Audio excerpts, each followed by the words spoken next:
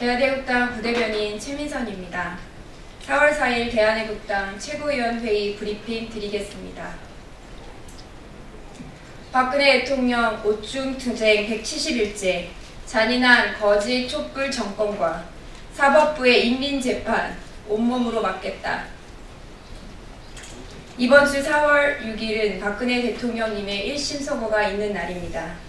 박근혜 대통령께서 TV 생중계를 반대했음에도 불구하고 1심 선고를 생중계하겠다고 결정하였습니다.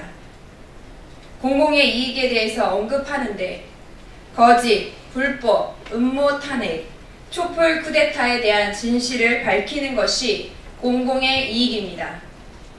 죄 없는 대통령을 인신감금하는 것이 공공의 이익에 해당하는 것인지 역사는 반드시 이 재판부에 대해서도 준엄한 심판을 할 것입니다. 촛불 사법부로 전락한 재판부는 지난 1년간의 살인적 정치 보복 재판도 모자라 마지막까지 여론몰이하며 박근혜 대통령을 인민재판, 마녀재판, 살인재판 하겠다는 것입니다. 또한 대한민국의 헌법과 법률이 정한 무죄 추정의 원칙에도 불구하고 아예 신경 쓰지 않고 거짓 촛불 집단을 정당화시켜주겠다는 앞자기가 되겠다는 것입니다. 대한애국당과 천만일 무죄석방본부는 지난 2일 서울중앙법원에 박근혜 대통령 무죄석방을 촉구하는 30만 6,330명의 서명부를 제출하였습니다. 지금까지 제출한 1차와 2차를 합하면 75만 명의 서명부였고 전국 각지의 서명운동팀이 보유하고 있는 명단을 합하면 100만 명이 넘습니다. 대한민국 역사상 이렇게 처절한 서명운동은 없었습니다. 한 분 한 분의 서명을 하면서 저항운동도 없었습니다. 대한민국 국민들은 박근혜 대통령은 죄가 없다는 확실한 생각을 가지고 계시고 거짓 촛불이 대한민국 역사의 오점이라는 것을 잘 알고 있기 때문에 서명운동을 해주신 것입니다. 이것은 국민 스스로 일어난 국민운동이고 사실상 거짓 촛불 정권에 대한 국민 저항운동입니다. 대한민국 국민은 박근혜 대통령이 죄가 없다는 사실과 거짓 촛불의 주장이 잘못된 것을 잘 알고 계시기 때문에 서명운동을 한 것입니다. 특히 삼성 이재용 부회장의 재판에서 재판부는 박근혜 대통령과 관련된 부정한 청탁은 없었으며 정경 유착의 모습도 없었다고 판시하였습니다. 최순실 사태를 촉발한 JTBC 태블릿 PC 관련 재기수사도 결정되었습니다. 또한 세월호 7시간의 온갖 의혹이 모두 거짓임이 밝혀졌습니다. 거짓 촛불이 만든 괴담과 의혹이 모두 거짓임이 밝혀진 것입니다.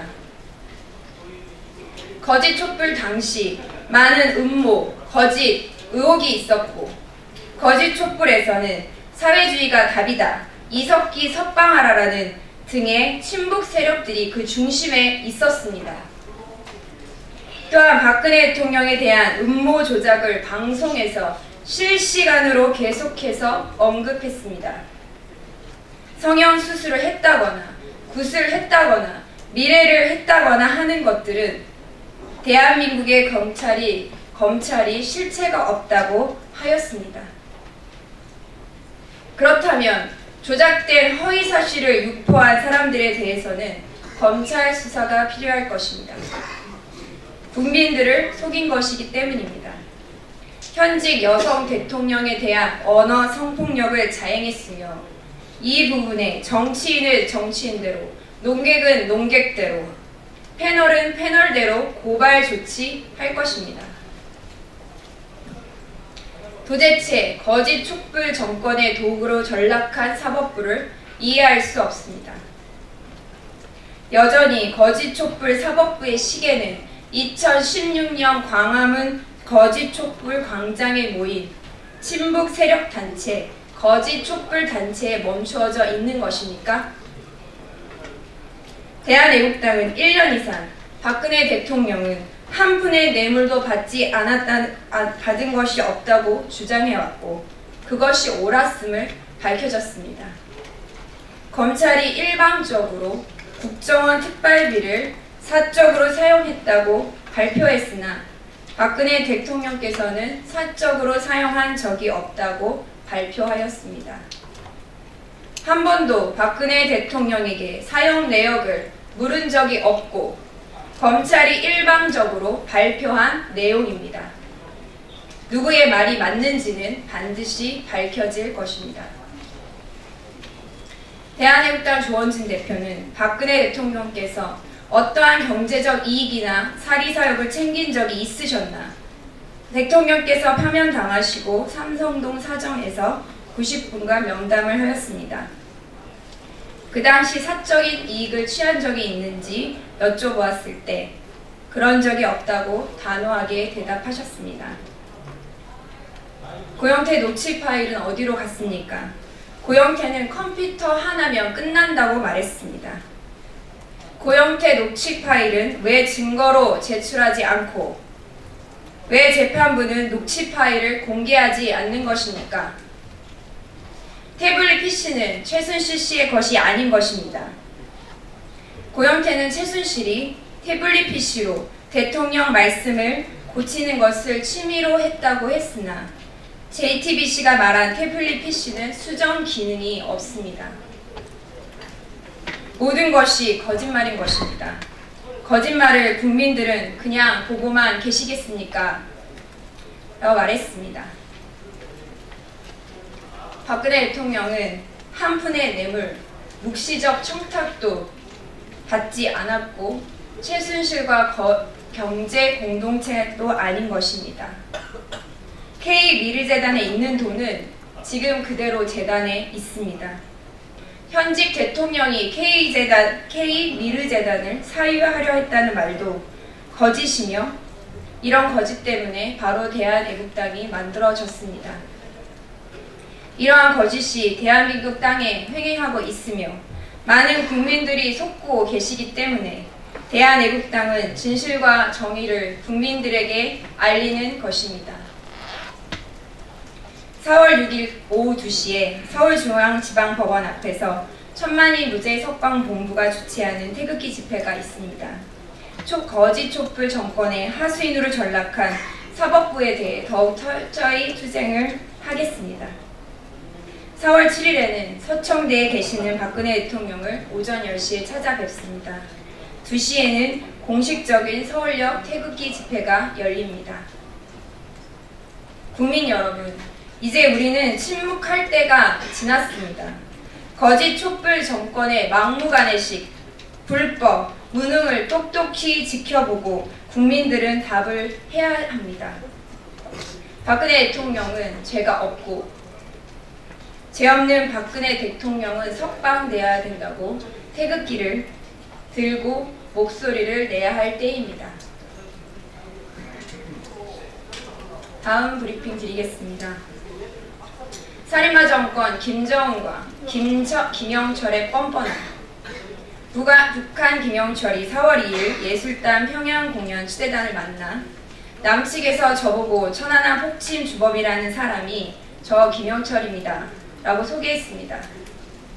예술단은 살인마 김영철의 이러한 말을 들으러 간 것이 아닙니다. 김영철은 천안함 46인의 용사를 살인한 살인자이며 이것은 절대로 용서할 수 없는 일입니다. 김영철은 역사의 죄인입니다.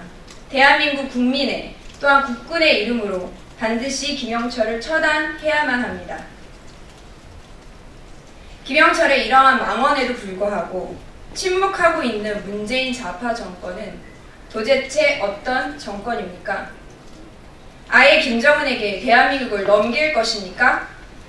이러한 망언에도 침묵하고 있는 주사파 청와대 사람들이 측은하기까지 합니다. 3월 29일에 북측과 고위급 회담을 했고 4월 27일에는 자유의 집에서 남북 정상회담을 열겠다고 합니다. 북한 핵에 대해서 김정은은 유훈을 말했지 북한 핵을 버리겠다고 말한 적이 없습니다. 우리 특사들이 말을 조작한 것인지 아니면 국민을 속인 것인지 분명히 말해야 합니다. 김정은은 중국을 방문해서 단계적 핵폐기와 육자회담이 아닌 남북 미중의 사자회담을 언급하고 있습니다. 단계적 핵폐기는 25년 전부터 언급하며 핵을 만드는 시간을 벌어주는 것입니다.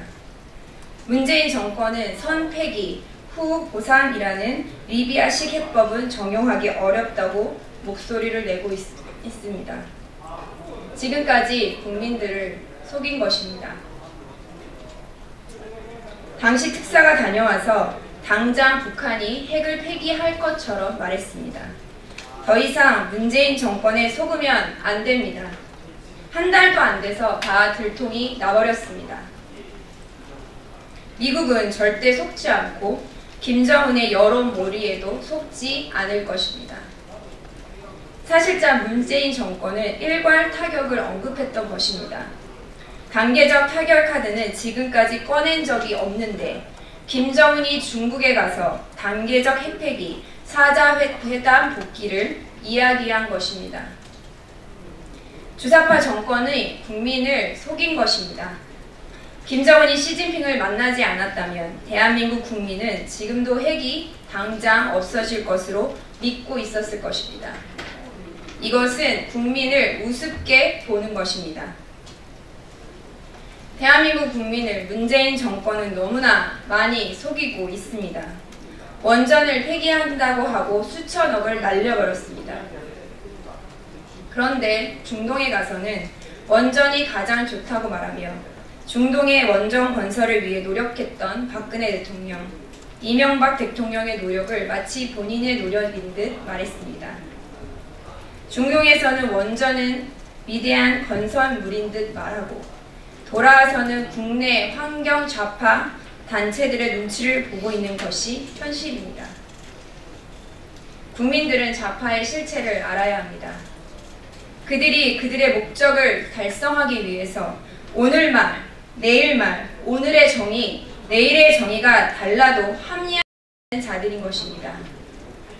이들이 사회주의자들이고 공산주의자들인 것입니다. 마지막 논평 드리겠습니다. 문재인 멋대로 올린 최저임금 사실상 1만 원이 경제에 미치는 악영향.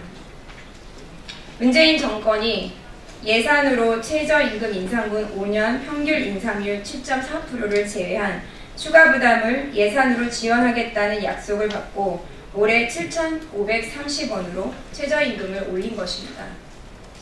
지난 2월 도소매업 취업자 수는 전년 동월 대비 무려 9만 2천 명이 줄었으며 숙박, 음식점업은 2만 명이 줄었고 교육 서비스업은 5만 4천 명이 줄었습니다.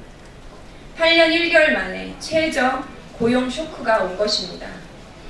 한 사람의 일자리라도 더 만들려고 했던 박근혜 대통령이 옳았습니다. 불과 10개월 만에 도소매업, 숙박, 음식점업, 교육 서비스업 취업자 수가 약 17만 명이나 하락한 것입니다. 자영업자와 중소기업의 어려움은 더 큽니다. 자영업자의 경우 소득 부진, 영업이익률 하락과 폐업 위험에 직면해 있습니다. 기업의 경우 단기적으로는 경영 여건 악화가 심각하고 장기적으로는 성장, 잠재력 둔화를 우려하여 기업 투자까지 위축되고 있는 상황입니다. 요즘 문경세제라는 말이 유행한다고 합니다. 문재인 경제 정책은 국민 세금과 노무현 재탕이라는 것입니다. 문재인 정부 들어 가장 취업이 잘 되는 출신들이 바로 노동계 출신, 참여연대 출신, 문재인 캠프 출신이라는 말이 있습니다. 문재인 정권이 제일 먼저 만든 집무실의 일자리 상한판은 바로 노조 출신, 참여연대 출신, 캠프 출신, 운동권 출신들의 일자리 상한판으로 전락한 것을 비유하여 일자리 운동권 상한판이라고도 합니다. 지금 대한민국 국민들은 후회를 하고 있습니다. 재산을 다 팔아서라도 같이 일하는 종업원과 먹고 살려 했던 건전한 기업인들은 한숨을 쉬고 있습니다. 언제부터 청와대가 운동권 세력의 아지트가 되었습니까? 언제부터 정부 부처와 공공기관이 민주노총 하급기관이 되었습니까? 운동권 세력의 머리에는 싸움판을 어떻게 벌릴 것인지, 어떻게 국민 세금을 뜯어낼 것인지에만 골몰하고 있습니다. 이번 6.13 지방선거는 대한민국을 망하게 하는 세력과 망해가는 대한민국을 지킬 세력의 한판 승부가 될 것입니다. 대한애국당은 망해가는 대한민국을 지키기 위해 이번 지방선거에서 반드시 압승할 것입니다. 2018년 4월 4일 대한애국당 부대변인 최민선이었습니다.